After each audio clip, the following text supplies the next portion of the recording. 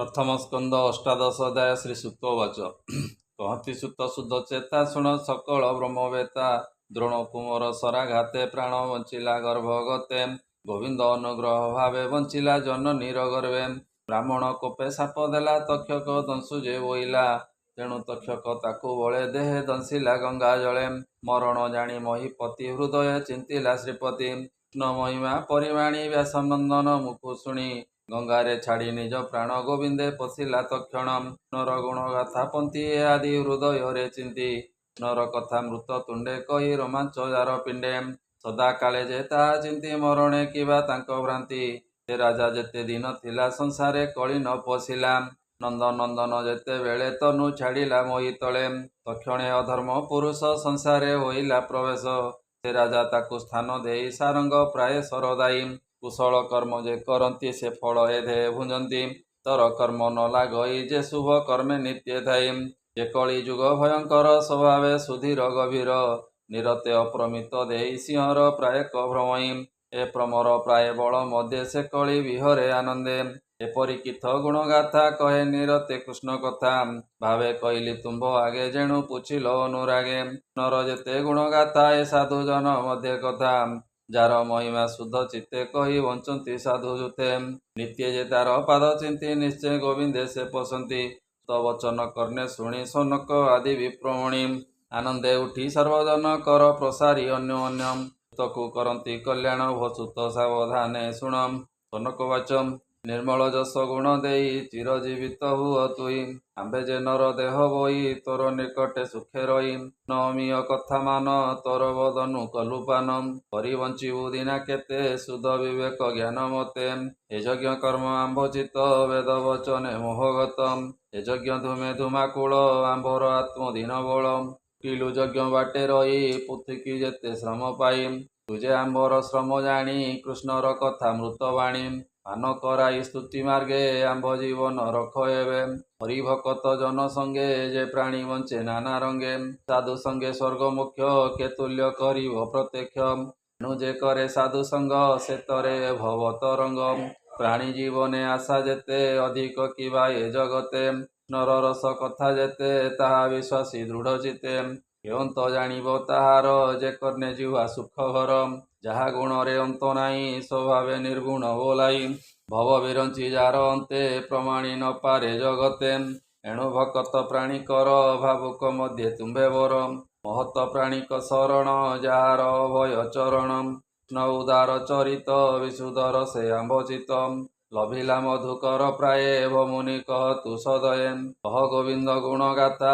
जेणे छाड़िब भव चिंता महाभाग परीक्षित भक्तंक मध्ये बुद्धिमंत व्यासनंदन साधुवाणी आनंदे गंगा तीरे शुणी गरुड़ ध्वज पाद तले प्राण निवेशी गंगा जले पशिला सर्व दुख तेजी हरिचरणे भाव बुझी तार चरित जोग सार जेणु से भक्त मध्य बरम अनंत चरित संयुक्त के कर्म कृत परीक्षित से जो भागवत पुण्य कही तो शिव आंभ मन शुणी कहती सुत मुनि विप्रंक भावे हृदय घेनी सुतवाच कहती भाग्य ए मोहर वृद्धंक मध्ये पुरस्कार एभावे जन्म मोर देई दुष्कृत कूल मध्ये रही महत जन को जे पाई तार दुष्कृत दोष काई कृष्णर नाम जे गुणती जे अबा श्रवणे शुणती से हरि सर्वभूते थाई शरण रक्षण बोलाई जार निरोधे वेद पते अनंत शक्ति जे अनंत जग समाधि पथे चिंती जे लक्ष्मी कटाक्ष इच्छन्ति से लक्ष्मी सर्वगुण छाड़ी जार चरणे चित्त बढ़ी जे बसई वक्षस्थले ध्यान निरपी पादमूले नर पाद पद्मगंधे भृंग जेसने मकरंदे ताहार पाद पद्म लागी स्वभावे गंगा सौभागी जे जले विरंची आनंदे पूजिले जार पद्मपादे जे गंगा जल ए जगते पूजंती विरंची सहिते जे गंगा नाम उच्चारणे प्राणी तरंती भववने से जल पवित्र जगते किछि न पारे मुनि सन्थे हेमंत जार महिमा ता बिनु केबा पुण्यतमा जार चरण सिद्ध गणे समाधि जोग आचरणे तार विषय मुनिगण नित्य करंती सुमरणम भक्ति समाधि दृढ़ मने तरंती संसार बंधने अर्जुन आदि मुनि जेते पूर्वे पचारि छन्ति मोते कह श्रीकृष्णर महिमा किय बा तार गुण सीमा କହିଲି ତାଙ୍କ ମୁଖ ଚାହିଁ ଯେନେ ଆକାଶ ଅନ୍ତ ନାହିଁ। ନର ମହିମା ତେମନ୍ତ ଯେ ପକ୍ଷୀ ଉଡ଼େ ଯେତେ ପଥ। ତାର ବାରତା ସେ ଜାଣନ୍ତି ଅଧିକେ ନ ପାରନ୍ତି ଚିନ୍ତି।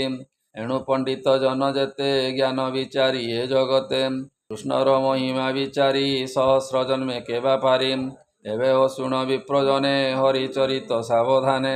ଯେ ପରୀକ୍ଷିତ ଏକ ଦିନେ ମୃଗୟା ଅର୍ଥେ ଗଲା ବନେ। ମୃଗ ନ ପାଇ ଘୋର ବନେ କ୍ଷୁଧିତ ତୃଷିତ ବୋଧନେ। ଜଳ ନ ପାଇ ପଥ ଶ୍ରମେ ମିଳିଲା ମୁନିକ ଆଶ୍ରମେ। ଦେଖଇ ଏକ ବୃକ୍ଷ ମୂଳେ ବ୍ରାହ୍ମଣ ଆସନ ନିଶ୍ଚଳେ। ଆନନ୍ଦେ ମୁଦ୍ରିତ ଲୋଚନେ ଆତ୍ମା ନିବେଶୀ ଯୋଗ ଧ୍ୟାନେ। ଅନ୍ତେ ନିଶ୍ଚଳ ମନ ବୁଦ୍ଧି ପବନ ନବ ଦ୍ୱାରେ ରୁନ୍ଧି। ଇନ୍ଦ୍ରିୟ ଗଣ ପରିହାରେ ଧ୍ୟାନେ ପ୍ରବେଶ ନିତ୍ୟପୁରେ। ଆଧାର ନାଭି ହୃଦେ ଊର୍ଦ୍ଧ୍ୱେ ମନ ପବନ ବ୍ରହ୍ମରନ୍ଧ୍ରେ। ସର୍ବବିକାରୁ ସେ ଅତୀତ ସ୍ଥାନ ନିବେଶୀ ବ୍ରହ୍ମସୂତ। କପିଳ ଜଟା ଭାର ଶିରେ ହରିଣ ଚର୍ମର ଉପରେ। ଏମନ୍ତେ ବିପ୍ରକୁହ ନାହିଁ ତୃଷିତ ତାଳୁ କଣ୍ଠ ହୋଇ। ଜଳ ମାଗିଲା ମହାରାଜା ଇଛଇ ଆପଣାର ପୂଜା। ଉଦକ ଆସନ ଏ ଆଦି ଅତିଥି ପୂଜାର ପ୍ରସିଦ୍ଧି। ଅର୍ଘ୍ୟ ସୁକୃତ ସାଧୁବାଣୀ ନ ଲଭି କୋପେ ନୃପମଣି। ମନେ ବିଚାରି ନୃପରାଜ ଅବଜ୍ଞା କଲା ମୋତେ ଦ୍ୱିଜ। କ୍ଷୁଧା ତୃଷାରେ ଜଳେ ମନ କ୍ଷଣ କ୍ଷଣ କେ ଅଚେତନ। ପ୍ରଚଣ୍ଡ କ୍ରୋଧେ କୋପାନଳେ ମୃତ ଉରଗ ଧନୁହୁଳେ। ବ୍ରାହ୍ମଣ ଗଳେ ସର୍ପ ଦେଲା ତକ୍ଷଣେ ନିଜ ପୁରେ ଗଲା। ପଥେ ଚଳଇ ନୃପମଣି ବ୍ରାହ୍ମଣ କଥା ମନେ ଗୁଣି। ପୋଲଇ କପଟ ଏହାର ନିଶ୍ଚଳ ସମାଧି ଗୋଚର। ଏଡ଼େ ଅବଜ୍ଞା ନର ଦେହେ କ୍ଷତ୍ରିୟ ଜନ୍ମେ କେବା ସହେ। ଏମନ୍ତେ ଗଲା ନରନାଥ ତକ୍ଷଣେ ବ୍ରାହ୍ମଣର ସୁତ। ବାଳକ ସଙ୍ଗେ କ୍ରୀଡ଼ା କରେ ତେଜେ ଅନଳ ରୂପ ଧରେ। ରାଜାର ଆଗମନ କଥା ପିତାର ଯେମନ୍ତ ବ୍ୟବସ୍ଥା। ବାଳକ ମୁଖୁ ଶୁଣି କୋପେ ମିଳିଲା ପିତାର ସମୀପେ। ପିତାର କନ୍ଦେ ସର୍ପ ଦେଖି କୋପେ ଚଞ୍ଚଳ କଲା ଆଖି।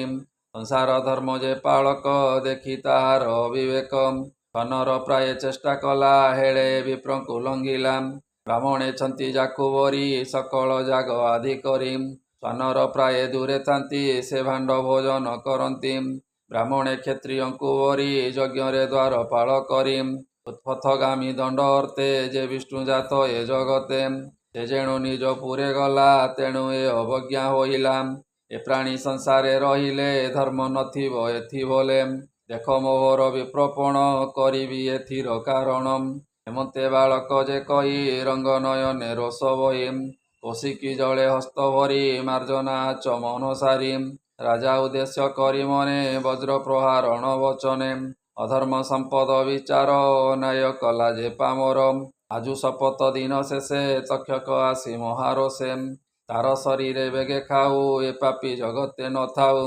ମୋର ପିତାର ଦ୍ରୋହ କରି ଏ କିମ୍ପା ଥିବ ଦେହ ଧରି। ହେମନ୍ତ ସାପ ତାକୁ ଦେଇ ମିଳିଲା ପିତା ପାଶେ ଯାଇ। ପିତାର ଗଳେ ସର୍ପ ଦେଖି କାନ୍ଦଇ ଅତି ଦୁଃଖେ ଦୁଃଖୀ। ତରୋଦନ କର୍ଣ୍ଣେ ଶୁଣି ଧ୍ୟାନ ତେଜିଲା ବିପ୍ରମଣି। ସେ ଅଙ୍ଗିରସ ନିଜାସନେ ଚାହିଁଲା ଉନ୍ମୀଳ ଲୋଚନେ। ଆପଣା ଗଳେ ସର୍ପ ଦେଖି ଉଠିଲା ଆସନ ଉପେକ୍ଷୀ।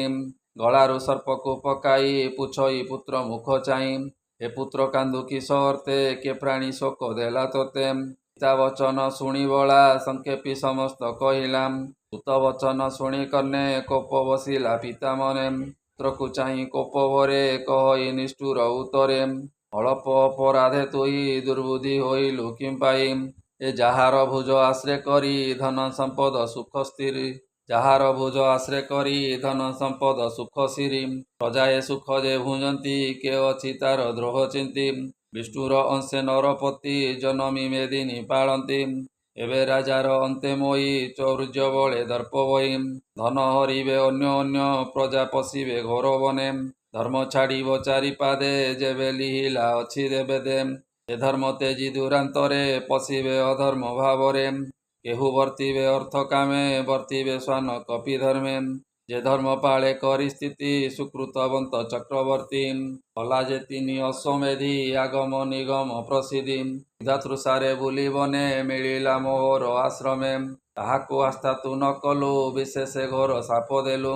ଏ ଆମ୍ବ ସାପ ଯୋଗ୍ୟ ନୁହେଁ ଅଶେଷ ଧର୍ମେ ଦେହ ବହେ।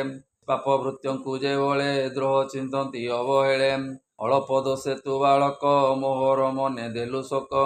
ଏମନ୍ତେ ମନେ କୃଷ୍ଣ ଦାୟୀ ବ୍ରାହ୍ମଣ ବୋଲେ ତ୍ରାହି ତ୍ରାହି ଭୋନାଥ କରୁଣା ସାଗର ବାଳକ ଦୋଷ କ୍ଷମା କର ତୋହର ଭକ୍ତ ଜନ ଯେତେ କୋପ ନଥାଇ ତାଙ୍କ ଚିତେ ପ୍ରାଣିକ ଅପରାଧ ସହୁ ତୋର ଭାବ ନିତ୍ୟବ ଅତି ଅନ୍ୟାୟ କର୍ମ ମୋର ସୁକର୍ମହୀନ ଦୁରାଚାର ନିରାପରାଧେ ଦ୍ରୋହ ଚିନ୍ତି ମୋର ଚିତ୍ତେ ଗୁରୁ ଭ୍ରାନ୍ତି ଏଡ଼େ ଅଧର୍ମ କରି ମୋର ଦେ ଲଭିଲି ଦାମୋଦର ଦୁଃଖ ମୁଁ ଲଭିଲି ନିକଟେ ଘୋର ସଂସାର ସଙ୍କଟେ ମତେ ପୁତ୍ର ଅପରାଧେ ମହତ ଶାସ୍ତ୍ର ଅପବାଦେ ଅନୁତାପିତ ବିପ୍ରବର କହେ ଗୋବିନ୍ଦ ରକ୍ଷା କର ରାଜା ଯେ ଅପରାଧ କଲା ସେ କଥା ମନେ ନଘେନିଲା ଏନର ଲୋକେ ସାଧୁ ଯେତେ କୋପ ନ ବସେ ତାଙ୍କ ଚିତେ ପ୍ରାଣିକ ଦୋଷ ନ ଧରନ୍ତି ସମତା ଦୃଷ୍ଟି ଆଚରନ୍ତି ସାଧୁ ଜନକର କଥା କେବେ ନୁହଁ ଅନ୍ୟତା କହଇ ବିପ୍ର ଜଗନ୍ନାଥ ଭାଷା ପ୍ରବନ୍ଧେ ଭାଗବତ ଜନ ଜନକର ହିତେ ଯେବା ପ୍ରକାଶେ ମୋର ଚିତେ ସୁଜନେ ନଘେ ନମ ଦୋଷ